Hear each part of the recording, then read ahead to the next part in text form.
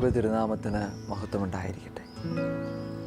മനോഹരമായ ഈ സമയത്ത് ദൈവത്തോടും ദൈവത്തിൻ്റെ വചനത്തോടും അടുത്തു വരുവാൻ ദൈവം നൽകിയ വലിയ കൃപകളെ ഓർത്ത് ദൈവസന്നിധിയിൽ നമുക്ക് നന്ദി പറയാം. ഇന്നത്തെ അല്പസമയത്തെ ചിന്തയ്ക്കായിട്ട് ഞാൻ തിരഞ്ഞെടുത്തിരിക്കുന്ന വേദഭാഗം 121 സങ്കീർത്തനം, അതിൻ്റെ 7 വാക്യം. യഹോവ ഒരു ദോഷവും തട്ടാതെ വണ്ണം നിന്നെ പരിപാലിക്കും, അവൻ നിന്റെ പ്രാണനെ പരിപാലിക്കും. സങ്കീർത്തനക്കാരനായ വ്യക്തി, ആ സങ്കീർത്തനം എഴുതിയ വ്യക്തി വളരെ മനോഹരമായിട്ട് എഴുതിയിരിക്കുകയാണ്. അതിൻ്റെ 1 വാക്യം പരിശോധിക്കുമ്പോൾ നമുക്ക് കാണുവാൻ സാധിക്കും, ഞാൻ എൻ്റെ കണ്ണ് പർവ്വതത്തിങ്കിലേക്ക് ഉയർത്തുന്നു, എൻ്റെ സഹായക്കാരൻ എവിടെ നിന്ന് വരും? എൻ്റെ സഹായം ആകാശത്തെയും ഭൂമിയെയും സൃഷ്ടിച്ച യഹോവയുടെ സന്നിധിയിൽ നിന്ന് വരുന്നെന്ന് വളരെ വ്യക്തമായിട്ട് ഉത്തരം നൽകുന്നതായിട്ട് നമുക്ക് കാണുവാൻ സാധിക്കും. പ്രിയമുള്ള സഹോദരങ്ങളെ, ഓരോ സങ്കീർത്തനങ്ങൾ എടുത്ത് പരിശോധിച്ചാലും അത് എഴുതിയത് ആരാണെന്ന് വളരെ വ്യക്തമായിട്ട് എഴുതിയിട്ടുണ്ട്. ഉദാഹരണമായി 51 സങ്കീർത്തനം. ആട്ടിൻപറ്റത്തിൻ്റെ പുറകിലൂടെ മൂളിപ്പാട്ടും പാടി നടന്ന ഇടയ ചെറുക്കനെ ഇസ്രായേലിൻ്റെ തേരും തേരാളിയുമായ യഹോവ ഇസ്രായേലിൻ്റെ നിത്യമായ ശക്തമായ സത്യമായ നഗ്നമായ നിയമത്തെ കാത്തുപരിപാലിക്കുന്നതിന് വേണ്ടി ദൈവം വിളിച്ചു വർദ്ധിക്കുകയും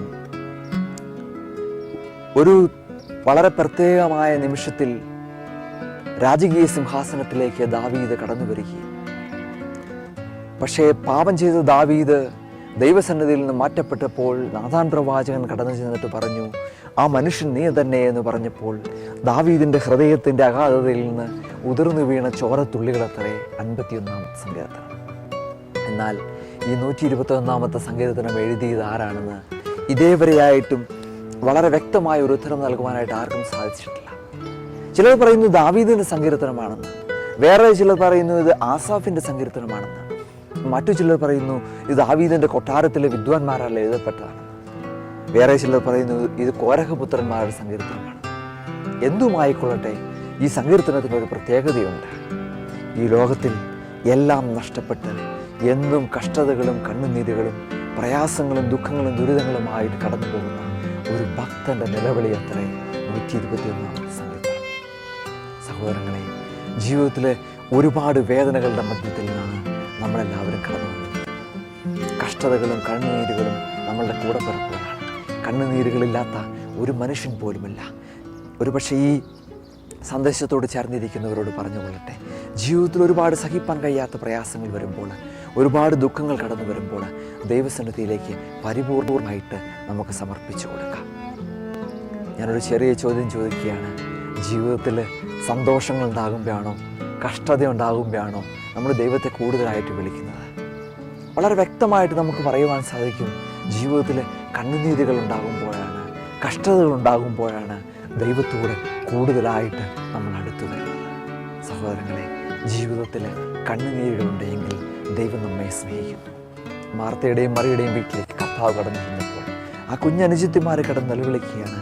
കാരണം മറ്റൊന്നുമല്ല, ആ കുടുംബത്തിൻ്റെ ഏക അത്താണിയായ ലാസർ മരിച്ചുപോയി.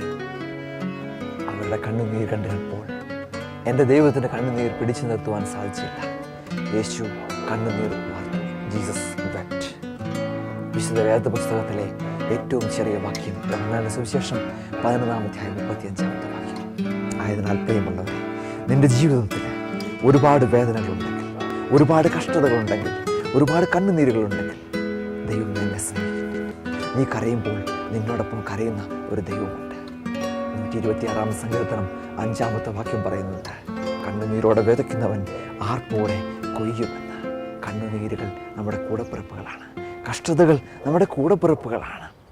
ഒരുപക്ഷെ ജീവിതത്തിൽ നമ്മളിങ്ങനെ ചിന്തിക്കാറുണ്ട്, എൻ്റെ പ്രശ്നങ്ങളെക്കുറിച്ച് നമ്മളെ കടന്നു വരുമ്പോൾ നമ്മളെ സഹായിക്കാനായിട്ട് ആരുമില്ല, നമ്മളുടെ കൂടെ നിൽക്കുവാനായിട്ട് ആരുമില്ല, നമ്മളെ മനസ്സിലാക്കുവാനായിട്ട് ആരുമില്ല. ഒരുപക്ഷെ കുടുംബജീവിതത്തിൽ ഒറ്റപ്പെടുത്തലുകളായിരിക്കാം, അതല്ല എങ്കിൽ ജീവിത പങ്കാളിയിൽ നിന്നും കണ്ണുനീരുകൾ ഏറ്റുവാങ്ങുന്നവരായിരിക്കാം, അല്ലെങ്കിൽ മക്കളെക്കുറിച്ചുള്ള ആകുലതകളായിരിക്കാം, അതുമല്ലെങ്കിൽ സാമ്പത്തികമായിട്ട് ഏറെ തകർന്നവരായിരിക്കാം നമ്മൾ. അതുമല്ല എങ്കിൽ ജീവിതത്തിൽ ഒരുപക്ഷെ രോഗങ്ങളുടെ അവസ്ഥയിലൂടെ കടന്നു പോകുന്നവരായിരിക്കാം. എന്തുമായിക്കൊള്ളട്ടെ, നിന്നെക്കുറിച്ച് ദൈവത്തിനൊരു പദ്ധതിയുണ്ട്. ആ നാശത്തിനായിട്ടുള്ള പദ്ധതിയല്ല, നന്മയ്ക്കായിട്ടുള്ള പദ്ധതി അത്രേ.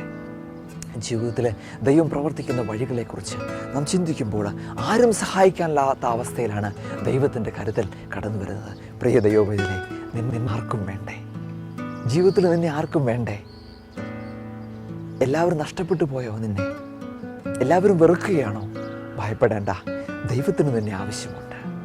ദൈവത്തിന് നിന്നെക്കുറിച്ചൊരു പദ്ധതിയുണ്ട്. ജീവിതത്തിൽ ഒരുപക്ഷെ എല്ലാം നഷ്ടപ്പെട്ട അവസ്ഥയിൽ നിന്നാണ് നമ്മൾ ചിന്തിക്കുമ്പോൾ നമ്മുടെ അമരത്ത് നമ്മുടെ കർത്താവായ ദൈവം വേണം. സമുദ്രത്തിലൂടെ കടന്നു പോകുന്ന ഒരു കപ്പൽ വളരെ പെട്ടെന്ന് അതിന് താളപ്പിഴകൾ വന്നുകൊണ്ടിരിക്കുകയാണ്. ഈ സമയത്ത് തിരമാലകൾ ആഞ്ഞടിച്ച് ആ കപ്പലിൻ്റെ യാത്രയെ മുടക്കാൻ ശ്രമിക്കുകയാണ്. അവിടെ ഉണ്ടായിരുന്ന എല്ലാവരും വളരെ പെട്ടെന്ന് ചാടി എഴുന്നേൽക്കുകയാണ്. ആ സമയത്ത് കപ്പലിൻ്റെ അടിത്തട്ടിൽ ഒരു പെൺകുട്ടി ശാന്തസുന്ദരമായി കിടന്നുറങ്ങിയാണ്. അവളെ തട്ടി വിളിച്ചു, മോളെ നീ എഴുന്നേൽക്കുന്നില്ല, ഇതാ കപ്പൽ മുങ്ങുവാൻ പോകുന്നു. അവൾ ചോദിച്ചു, who is on the rock? അമരത്ത് ആരുണ്ട്? Is my papa? എൻ്റെ പപ്പ തന്നെയാണോ ഇപ്പോഴും ഈ കപ്പലിനെ നിയന്ത്രിക്കുന്നത്? അപ്പോൾ കൂടെ ഉണ്ടായിരുന്നവർ പറഞ്ഞു, ഈ കപ്പലിൻ്റെ ക്യാപ്റ്റൻ, ഈ കപ്പലിൻ്റെ കപ്പിത്താൻ നിൻ്റെ പപ്പാപ്പനെയാണ്. പക്ഷേ കപ്പൽ ഏത് നിമിഷവും മുങ്ങിയേക്കാം. മോളെ നീ എഴുന്നേൽക്കുന്നില്ലേ? അവൾ പറഞ്ഞു, ഇതിലും വലിയ കാറ്റും കോളുമുള്ള അന്തരീക്ഷത്തിലൂടെ ഈ കപ്പൽ കടന്നു പോകുന്നുണ്ട്. അന്നൊക്കെയും എൻ്റെ പപ്പ അതിന് ലക്ഷ്യസ്ഥാനത്ത് എത്തിച്ചിട്ടുണ്ട്. പ്രിയമുള്ളവരെ, നമ്മുടെ അമരത്ത് ആരുണ്ട്? നമ്മുടെ കുടുംബജീവിതത്തിൻ്റെ അമരത്ത് ആരുണ്ട്? നമ്മുടെ കർത്താവായ ദൈവമാണോ? അതെയോ ഈ ലോകത്തിൻ്റെ ശക്തികളാണോ നമ്മുടെ കുടുംബജീവിതത്തിൻ്റെ അമരത്ത്? ദൈവസന്നിധിയിലേക്ക് നമുക്ക് പരിപൂർണമായിട്ട് സമർപ്പിച്ചു കൊടുക്കാം. ഈ ഭൂമിയിലേക്ക് വെച്ച് ഏറ്റവും പ്രഷ്യസ് ആയിട്ടുള്ള, ഏത് നിമിഷവും തകർന്നു പോകാവുന്ന, ഏറ്റവും ഉടഞ്ഞു പോകാവുന്ന, ഏറ്റവും സോഫ്റ്റ് ആയിട്ടുള്ള ഒരു നീർക്കുമിള അത്രേ വീട് എന്ന് പറയുന്നത്, കുടുംബം എന്ന് പറയുന്നത്. അതിൻ്റെ ആ നീർക്കുമിളയുടെ ഓരോ ഭാഗങ്ങളാണ് നമ്മൾ ഓരോരുത്തരും. ദൈവസന്നിധിയിലേക്ക് അതിനെ സമർപ്പിച്ചു കൊടുക്കുമ്പോൾ അതിനെ പരിപൂർണമായിട്ട് പ്രഷ്യസായിട്ട് കാത്തുപരിപാലിക്കേണ്ടത് നമ്മുടെ കടമയാണ്. ആ കുടുംബജീവിതത്തിൽ ഒരുപാട് പ്രശ്നങ്ങൾ കടന്നു വരുമ്പോൾ, ഒരുപാട് ദുഃഖങ്ങൾ കടന്നു വരുമ്പോൾ ആത്മഹത്യയുടെ വക്കിലേക്ക് അല്ലെങ്കിൽ മറ്റു മ്ലേച്ഛതകളുടെ വക്കിലേക്ക് കടന്നു പോകേണ്ട ആവശ്യമില്ല. ദൈവത്തിന് നിന്നെ ആവശ്യമുണ്ട്. ദൈവത്തിന് നിന്നെ ആവശ്യമുണ്ട്. എല്ലാവരും നിന്നെ ഉപേക്ഷിച്ചു പോയേക്കാം. ദൈവബൈബിലെ തളരരുത്, തകരരുത്, പതറരുത്. ജീവിതത്തിൽ സഹിപ്പാൻ കഴിയാത്ത പ്രയാസങ്ങൾ കടന്നു വരുമ്പോൾ ദൈവസന്നിധിയിൽ നമ്മൾ മാറ്റപ്പെട്ടു പോകരുത്. ഒരു കഥയുണ്ടെങ്ങനെ, ഒരു വ്യക്തി സ്വർഗത്തിൽ കടന്നു ചെല്ലുമ്പോൾ, മരിച്ച് സ്വർഗത്തിൽ കടന്നു ചെല്ലുമ്പോൾ ദൈവത്തോട് ചോദിക്കുന്ന ചോദ്യമുണ്ട്, ദൈവമേ നീ എല്ലാ നിമിഷവും എൻ്റെ കൂടെ ഇരുന്നു? ദൈവം പറഞ്ഞു, ഞാൻ നിൻ്റെ കൂടെ ഇരുന്നു, നിന്നെ ഞാൻ കൊണ്ടുപോകാം. കുറേ കാൽപ്പാടുകൾ കാണിച്ചു. എന്നിട്ട് പറഞ്ഞു, 2 കാൽപ്പാടുകൾ നീ കണ്ടോ? ഇത് ഒന്ന് എൻ്റെയും ഒന്ന് നിൻ്റെയുമാണ്. കുറേ ദൂരം കടന്നു ചെന്ന് കഴിഞ്ഞപ്പോൾ ഒരൊറ്റ കാൽപ്പാട് മാത്രമേ കാണുന്നുള്ളൂ. ഒരൊറ്റ കാൽപ്പാടുകൾ മാത്രമേ കാണുന്നു. ആ ഫുഡ് ഷേപ്പ് മാത്രം കണ്ടു കഴിഞ്ഞപ്പോൾ ആ മനുഷ്യൻ ചോദിക്കുകയാണ്, ദൈവമേ ഈ സമയത്ത് എന്തുകൊണ്ടാണ് ഒരു കാൽപ്പാട് മാത്രം കാണുന്നത്? അപ്പോൾ ദൈവം പറഞ്ഞു, മോനെ അത് നിൻ്റെ കഷ്ടതയുടെ കാലഘട്ടമാണ്. ആ മനുഷ്യൻ വളരെ കൗതുകത്തോടെ ചോദിക്കുകയാണ്, ആ സമയത്ത് നീ എവിടെ പോയി? എന്തുകൊണ്ടാണ് നിൻ്റെ കാൽപ്പാട് മാത്രം കാണുന്നത്? നീ എന്നെ ഒരു കാൽപ്പാട് മാത്രം കാണുന്നത്? നീ എന്തുകൊണ്ടാണ് എന്നെ ഇട്ടിട്ട് പോയിരുന്നു? ആ സമയത്ത് ദൈവം പറയുകയാണ്, മോനെ ആ സമയത്ത് നിന്നെ ഞാൻ എടുത്ത് എൻ്റെ മാറോട് ചേർത്ത് പിടിച്ചു. ആ കാണുന്ന കാൽപ്പാടുകൾ നിൻ്റെയല്ല, എൻ്റെ കാൽപ്പാടുകളാണ്. പ്രിയമുള്ളവരെ, ഈ കഥ, ഈ സ്റ്റോറി നമുക്ക് നൽകുന്ന വലിയൊരു വ്യാഖ്യാനമുണ്ട്, ഒരു ഗുണപാഠമുണ്ട്. മറ്റൊന്നുമല്ല, നമ്മുടെ കണ്ണുനീരുകളിൽ, നമ്മുടെ കഷ്ടതകളിൽ ദൈവം കൂടെയിരിക്കുന്നു.